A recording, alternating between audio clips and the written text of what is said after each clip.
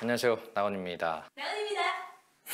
오늘은 엄청 오래전에 올렸던 글의 대댓글을 응답하는 영상이 되겠습니다. 그 영상을 보고 오시는 게 좋겠고, 댓글의 댓글이기 때문에 원 댓글이 뭔지 알아야겠고, 거기에 대한 내용도 이제 알아야 내용이 이제 뭔 말인지 알아맞겠죠? 물론 이제 디테일한 내용을 궁금하시다면 그렇게 하시면 되고, 이 내용은 레위기 12장 댓글을 이용해서 말씀드리면, 남자아이를 낳으면 일주일 동안 부정하고, 원래는 이제 일주일이라는 표현을 사용하지 않는데 뭐 그 이제 뜻이 일주일이니까 여자아이를 낳으면 2주일 동안 부정하다는 것도 해석해 보시죠. 많은 여자들에게 성경이 여혐 버무리임이 널리 알려져 기독교 안에서 착취당하며 음식 봉사나하며 이제 그 뒤에 말들이 이제 엠마 류 엠마 님께서는 교회는 여혐이 심하고 심지어 노동을 착취당하고 있다까지 표현하고 계세요. 이 영상에는 여혐이 아니다, 이런 내용 아니다, 해석을 세상적 기준으로 눈에 보이는 글 그대로 해석했기 때문에 이렇게 느낀다라고 저는 주장을 했고요. 거기에 대한 성경적 근거로는 예수 그리스도와 신부 이렇게 이제 주장을 했었고요. 이런 내용이 너무 앞에 많이 들어가게 되면 지금 오늘 이야기해야 될 내용이 너무 커져 버리니까 일단 축약해서 대댓글은 뭐였냐면 정의, justice, 정의라는 이름인지 그 justice 그 정의인지 잘 모르겠는데, 저랑 이 사람이 주고받는 대화 안에서 그럼 위에 있는 부정하다는 말씀은 어떻게 생각하시나요? 라는 댓글이 이제 본론입니다. 레위기 12장에서 나오는 남자아이를 낳으면, 여자아이를 낳으면 일주일 동안 부정하고 2주일 동안 부정하다는 말에 대해서 어떻게 생각하는지 질문하는 겁니다. 이 질문 내용이 그냥 정말로 궁금해서 질문하는 거라면 이 답변 영상이 매우 의미가 있겠고, 그냥 따지는 듯한 의미는 모르겠고 빽하는 이 정도 수준이라면 이 영상 자체가 아주 쓰레기 영상, 그분에게는 그렇게 이제 취급되겠죠. 본 성경 내용을 쫙 읽어보고 어떻게 생각하시나요? 라고 질문했기 때문에 제 생각을 오늘 이제 말씀드리겠습니다. 따라서 기존의 신학 체계 안에서 소위 전통 교단이라고 부르는 신학 체계 안에서는 이렇게 해서 이거에 대해서는 저는 별로 관심이 없어요. 제가 어떻게 생각하는지를 말씀드리면 되는 시간인 거죠. 오늘은 레위기의 12장 내용을 알고 계시다면 그 알고 있는 내용과 어떻게 다른지 포인트 잡아서 이제 보시면 될 것 같습니다. 성경을 읽어보죠.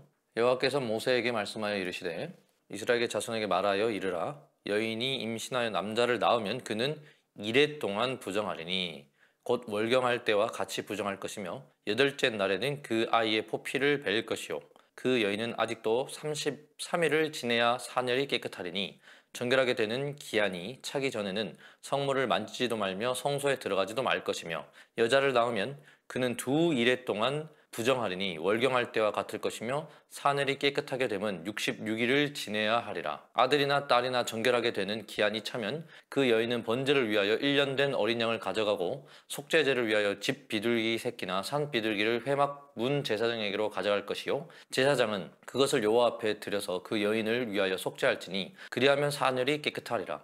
이는 아들이나 딸을 생산한 여인에게 대한 규례니라. 그 여인이 어린 양을 바치기에 힘이 미치지 못하면 산 비둘기 2마리나 집 비둘기 새끼 2마리를 가져다가 하나는 번제물로 하나는 속죄 제물로 삼을 것이요 제사장은 그를 위하여 속죄할지니 그가 정결하리라. 아멘. 일단 이 성경 내용을 읽고 내용 자체가 일단 뭔지 알아야 이 이야기를 이제 진행할 수 있을 것 같아요.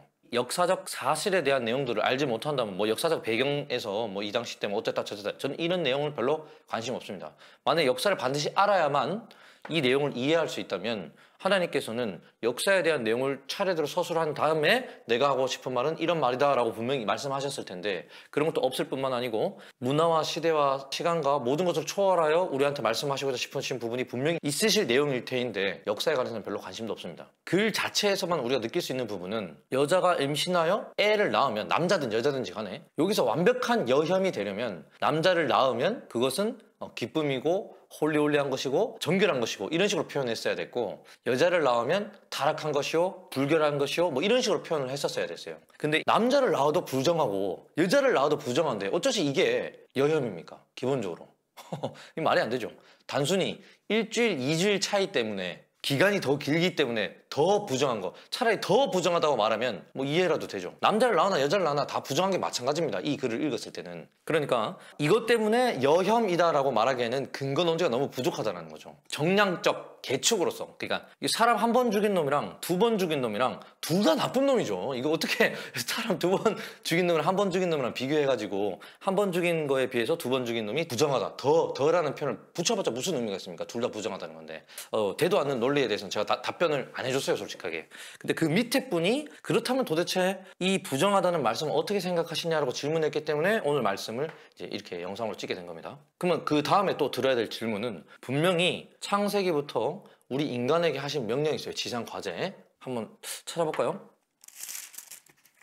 창세기 1장 28절 하나님이 그들에게 복을 주시며 하나님이 그들에게 이르시되 생육하고 번성하여 땅에 충만하라 땅을 정복하라 바다의 물고기와 하늘의 새와 땅에 움직이는 모든 생물을 다스리라 하시니라. 질문이 둘 수밖에 없다는 거죠. 분명히 생육하고 번성하라고 말씀하셔놓고 아니 애를 낳으면 부정하다라고 말씀하시니 이건 무슨 또 하나님이 무슨 악신이신가. 악취미잖아요. 열심히 애 낳고 번성하라고 말씀하셨는데 여기 12장 와갖고 애 낳으면은 이게 남자도 부정하고 여자도 부정하고 그럼 뭐 중성을 낳아야 되는 것도 아니고. 그러므로 벌써 성경은 기본적으로 그냥 그저 지나치면서 읽게 되면 아무 생각이 없게 돼요. 근데 생각을 하면서 읽게 되면 벌써 이런 질문에 대해서 앞뒤로 모순이 됩니다. 앞에 성경 내용과 뒤에 성경 내용이 상당히 모순적이다라고 느낄 수밖에 없습니다. 그러나 과연 이 12장이 정령 12장이 남자와 여자가 실제로 결혼해서 애를 낳고 그 애 진짜 육체를 낳는 그 이야기인가에 대해서는 고민해 볼 필요가 있다는 거죠. 그래서 지금부터 드리는 말씀은 댓글에서도 무슨 생각이신지 나눠달라고 했으니까 어떻게 생각하시냐고 물어봤기 때문에 제 생각입니다. 제 생각을 지금부터 한번 나눠보려고 해요. 임신한 여인과 그러니까 여호와께서 모세에게 말씀하여 이르시되, 여기서 모세라 함은 처음으로 하나님께 말씀을 받은 자입니다. 그리고 그 말씀을 받아 하나님으로부터 교육받은 자지요. 이 모세라는 선지자가. 물론 이 모세도 장차 오실 예수님의 예표들이죠. 아담부터 시작해서 모세도 마찬가지고. 왜? 요한복음에서 태초에 말씀되신 분이 육을 입고 오신다고 하셨는데 그 말씀을 처음으로 받은 존재가 모세다 이 말입니다. 그러니까 이 모세라는 인물도 매우 그냥 넘어갈 내용은 아니라는 거죠. 여호와께서 모세에게 말씀하여 이르시되. 따라서 이 내용은 일단 여호와 하나님께서 말씀하신 것입니다. 이스라엘 자손에게 말하여 이르라. 그냥 언뜻 보기에는 출애굽한 이스라엘 사람들한테 말하는 것 같지만 이스라엘의 뜻을 기억하신다면 나입니다. 나. 그 하나님의 선택받은 족속 이스라엘. 근데 그 하나님의 선택받은 족속이 어떤 사람들 생각 안에서는 저기 지금 팔레스타인 지방에 있는 그 사람들을 의미할 것이고, 근데 그렇게 생각하는 사람들한테 묻고자 싶은 게 분명히 성경에는 이방인과 이스라엘 사람들로 구분해서 이야기하는데 만약에 저 눈에 보이는 저 자들이 이스라엘 사람이라면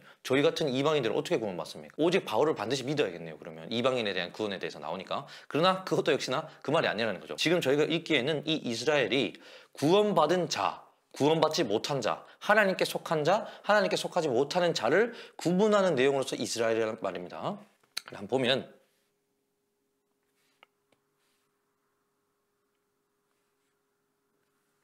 지금 등장한 게 이스라엘이라는 이 존재한테 말하는 겁니다. 여인이 임신하여 남자를 낳으면 그는 이래 동안 부정할 것이요 월경할 때와 같이 부정할 것이요 8째 날에는 그 아이 포피를 뵐 것이요. 여기서 등장하는 7과 8은 의미가 있는 겁니다. 의미가 7과 8은 의미가 있는 겁니다. 아무 의미 없이 이런 걸 적지 않으세요. 아니 이걸 육체적으로 생각했을 때 신체적으로 생각했을 때 냉철한 마음으로 잘 생각해 보세요. 어떤 애를 낳았는데 그 애가 7째 되는 날까지는 부정한 아이였다가 8째 되는 날에는 자동으로 부정하지 아니한 그런 자가 되는 겁니까? 실제로 우리가 6의 아이를 낳지 않습니까? 결혼해서 애를 낳잖아요. 그렇게 바뀌는 게 아니잖아요. 그런 내용이 아니라는 거예요. 여기서 말하는 8째 날은 완전해졌다는, 온전해졌다는 의미를 뜻해요. 근데 도통 이게 무슨 말인가? 여자를 낳으면 그는 2일 동안 부정하리니 왜 여자는 2주일간 부정하고 왜 남자를 낳으면 일주일간 부정한가에 대한 내용을 이제부터 한번 이거 대입해서 이야기를 해보려 해요. 이스라엘이 출애굽하는 스토리를 보면 처음에 애굽, 이집트죠. 애굽이 있고 두 번째 광야, 탈출한 거죠. 탈출. 세 번째 이제 가나안이죠. 그러면 이 애굽 시절의 이스라엘 사람들과 광야 시절의 이스라엘 사람들과 가나안으로 들어가는 이스라엘 사람들의 종류에 대해서 알아야겠습니다. 광야 때 모세로부터 10계명 처음으로 말씀을 받게 되죠. 그럼 그 전에는 그냥 막연한 상태, 죄의 종, 세상의 종, 실제로 이집트의 노예로 팔려가 있죠. 그 상태에 머물러 있어요. 근데 요거를 현대 버전으로 바로 해석해서 이야기를 말씀드리면 요게 교회 박입니다. 교회 박. 소위 말하는 세상. 그리고 이 광야가 놀랍게도 교회입니다. 그리고 이 가나안이 교회가 아닙니다. 놀라운 사실이에요, 이게. 그러면 우리는 반드시 인자는 반드시 3일 길, 한때, 두때, 반때 이렇게 가게 돼 있다 그랬고 3일 길 반드시, 그리고 나그네는 반드시 갔다가 돌아와야 된다고 표현하고 있거든요, 성경에서. 그럼 여기서 말하는 두때라는 거는 바로 이걸 의미하는 겁니다.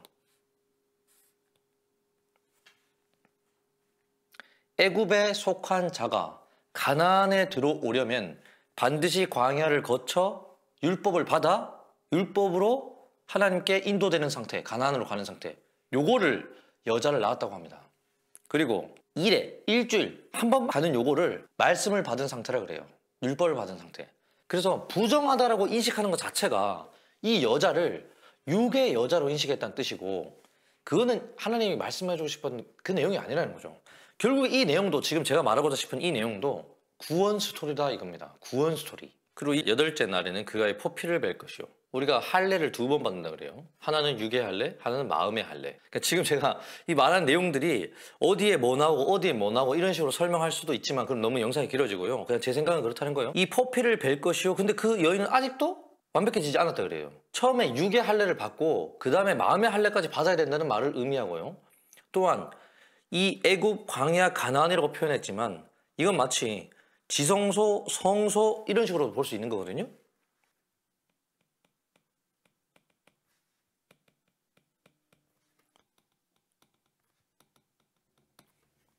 성물을 만지지도 말며 성소에 들어가지도 말 것이며. 근데 이 성소와 지성소가 결국에 뭐 하는 역할입니까? 지성소에 가서 하나님 만나는 곳이잖아요. 그러니까 우리가 이 가나안에 들어간다는 거는 하나님과 1대1로 대면하는 상태, 하나님을 만나는 상태, 하나님을 영접한 상태, 하나님과 연합된 상태, 이 등등 모든 표현, 성경에서 나오는 모든 좋은 표현들이 이거예요. 그리고 이거를 진짜 찐교회. 그리고 이게 어디냐면 나 또는 마음. 괜찮나요? 물론 이걸 한 마음으로도 볼 수 있겠지만 이 마음이 점점 이렇게 바뀌어간다라고도 볼 수 있겠고, 쉽게 말해서 천국과 지옥을 굳이 구분하자면 여기입니다. 애국과 광야에서 살 때에는 아직까지 가나안에 못 들어간 거예요. 근데 이 광야 출애굽까지 한 친구들 중에서, 교회에 온 친구들 중에서, 광야에 온 친구들 중에서 가나안으로 누가 들어갑니까? 1세대 싹 다 죽고 오직 2세대들 새롭게 태어나서 가잖아요. 그리고 법계를 지나서 가잖아요. 율법을 통해서 가잖아요. 그럼 다 죽어서만 갈 수 있는 곳 가나안, 그걸 의미한단 말이죠. 그러니까 우리가 부활신앙이라고 묻는 것은 내가 광야에서 율법으로 말미암아 내 스스로의 나의 인생을 이끌고 사는 삶에서 더 이상 그곳에서 내가 거기서 죽고, 내가 광야에서 죽고 새 생명으로 거듭나서 가나안으로 들어가는 그 상태를 의미하는 게 오늘의 말씀이다 이겁니다. 사실 오늘 결론 이걸로 끝이에요. 너무 간단하죠? 그렇지만 이제 그 디테일한 내용들을 그래도 좀 살펴보자면, 포피를 베는 것도 벌써 마음의 할례, 육의 할례랑 관련이 있고, 여기 이제 속죄제나 집 비둘기나 제사장 이것만 하더라도 벌써 이거랑 관련이 있다는 걸 알 수 있죠. 성소박, 성소, 지성소. 이 이스라엘이라는 존재가 애를 잉태하게 되는데 당연히 그 씨앗은 하나님께로부터 받는 것입니다. 이스라엘이 나인데 내가 하나님으로부터 뭔가를 받게 됩니다. 물론 이렇게 받기도 하고요. 이 당시 때는 뭘로 묘사한 겁니까? 모세를 통해서 하나님의 입을 빌려서 말씀을 받게 되는 거죠. 그게 모세한테, 그러면 누구한테나 공평해야 되기 때문에 당연히 꼭 교회 밖에 있는 사람들도 당연히 이런 혜택을 당연히 받아야 되고, 하나님 모든 존재를 자기의 자녀 삼기를 원하시는 분이시니까. 그래서 두 가지로 나눠서 예지를 들 뿐이다 이거죠. 나눠서 굳이 나눠서. 그래야 두 가지 내역 케이스를 다 말할 수 있으니까. 그래서 이것이 두 7일이 지나야 들어갈 수 있게 되는 것이고, 그 다음에 한 일회 같은 경우에는 이미 광야에 있는 자들이 하나님의 말씀을 받아 율법을 먹는 상태, 율법 먹으면 계속 먹으면 율법 먹으면 죽습니다. 율법 먹고 죽습니다. 율법 먹어서 죽는 상태, 그때를 의미하는 게 바로 남자를 낳은 상태, 이거다 이 말입니다. 좀 어렵죠? 오늘 내용은 사실 앞뒤 내용 없이 듣게 되면 너무나 어려운 내용이고 약간 이단 느낌이라고도 들을 수도 있고, 근데 뭐 어차피 처음부터 제 생각을 물어봤기 때문에 저는 이 내용에 대해서 뭐 어떤 것도 참고한 적 없고 어느 누구에게도 물어본 적 없고, 그냥 제가 성경 읽고 아 하나님 이런 마음이시구나. 남자의 할 일이나 여자의 할 일로 보이지 않고 이조차도 나에 가는 이야기, 내가 어떻게 구원받아가는 그 스토리로 보인다는 거죠. 어떻게 하나님의 백성들을 인도에 가는 스토리인가를 알려주는 거죠. 그리고 여기서 규례라고 하는 것은 반드시 이와 같은 길을 통과한다라는 말씀을 해주시고 싶으신 거죠. 그리고 이 내용에서 위로받아야 될 내용은 내가 애굽, 광야, 어디에 있던 사람이든지 간에 저는 교회 집안 사람도 아닌데요. 저는 기독교 집안 사람도 아닌데요. 저는 성당도 다닌 적 없는데요. 그와도 상관없이 하나님께서는 이 길을 인도하시는 모두에게, 인간 모두에게 그런 면에서 교회랑 상관없다는 거, 그걸 또 알 수가 있고요. 그리고 이 말씀을 듣고 마음이 편안해지는 이유는 우리에게, 나에게 어떤 인간적인 행위의 방침을 가르쳐 주는 것이 아니라 성경을 읽고 마음이 점점 편안해지고 즐거워야 되고 하나님을 만나는 과정이 이런 것이구나라는 걸 깨달아가는 과정이어야 되는데, 기존 교회나 대부분의 다른 종교도 마찬가지로 내가 해야 될 일들이 점점 많아져. 오히려 그것이 뭘 자유를 누리게 함이고 뭘 더 기쁘게 함이요, 오히려 알면 알수록 나를 옥죄고 율법에 갇히게 만들고 하나님이 점점 멀어지게 만들고 결국엔 인간이나 어쩔 수 없어 이렇게 자기 핑계하게 만드는 그 길로만 소개를 시켜준다는 거죠. 왜? 모르니까, 알 수가 없으니까. 벌써 이런 내용을, 그래도 첫 번째 댓글 다신 분도 이 내용을 말을 하신다는 것 자체가 성경을 읽긴 읽었다. 근데 성경을 읽긴 읽었으나 표피 그대로 읽었다. 분명히 성경에는 예수님께서는 이면적 유대인이어야 진짜 유대인이라고 말씀하십니다. 또 여기서 유대인은 저 지구 반대편에 있는 그 유대인 말하는 거 아닙니다. 구원받은 자들, 이스라엘 족속들. 진짜 유대인은 표면적 유대인만 유대인이 아니라 이면적 유대인, 그 안의 것, 진의를 깨닫는 자들만 유대인이다라고 말씀하신단 말입니다. 그러니까 이 내용은 반드시 이와 같은 하나님의 구원 스토리로 이해할 수 있어야 되고 깨달아져야 된다는 거죠. 믿어지면 정말 감사한 일이고요. 아멘이고요. 어찌 이해가 될런지 모르겠습니다. 잘 생각해 보십시오. 이것이 결국에는 하나님과 나에 대한 사랑에 관련된 이야기란 걸, 하나님과 나하고 어떻게 연합되어지는 것에 대한 내용이라는 것을 잘 고민해 보십시오. 그러면은 깨닫는 바가 있을 겁니다. 여기까지 하죠. 근데 당연한 솔직한 말로다가 이게 진짜로 이런 거라면 애 낳으면 안 되지. 교회 다니는 사람들은 왜 자꾸 애를 낳는 거야? 정결하지도 않으면서. 그리고 하여간 이 시키는 대로 하는 사람 아무도 없죠. 그리고 이런 거 이야기 꺼내잖아요. 그럼 그건 구약 말씀이니까 이제는 구약 말씀 안 지켜도 돼, 이렇게 말하고요. 11조 관련된 내용 같은 경우에는 그 11조에서 구약 끝났잖아요 라고 이야기하면, 말라기에서 끝났단 말이에요. 그거 끝났잖아요 라고 이야기하면 또 그 11조는 하나님 것은 하나님 것이니까 드려야지. 완전히 섞어서. 그러니까 어떤 교회 운영에 편한 거는 갖다 쓰고 교회 운영에 불편한 거는 이거 그거 안 지켜도 된다고, 사회, 현대 사회에 맞게 재해석해야 된다고, 요 따구로 항상 요리조리 피하는데 그게 무슨 진리냐고. 아무튼 오늘 내용이 좀 답변이 됐길 바랍니다. 오늘 여기까지입니다.